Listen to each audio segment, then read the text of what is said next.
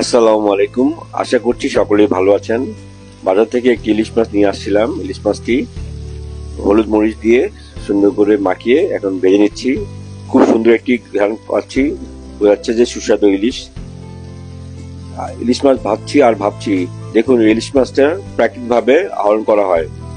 এই সমুদ্র থেকে নদীতে আসে, নদীতে থেকে জেলেরা মাছটাও ধরে নিয়ে আসে বা সমুদ্র থেকেও ধরে নিয়ে আসে।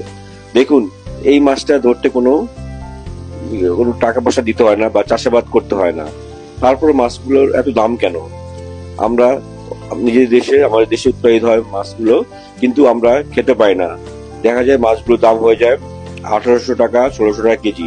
এত টাকা দিয়ে একজন গরিব, মধ্যবিত্ত, এমনকি উচ্চ মধ্যবিত্তরও কেনা সম্ভব নয়। অনেকে ভাবে যে 1800 টাকা দিয়ে 1 কেজি ইলিশ মাছ কিনে হচ্ছে, 750 টাকা দিয়ে 1 কেজি গরু মাংস কিনে নিই, তাহলে পরিবারকে নিয়ে খেতে পারবো। তাই আমার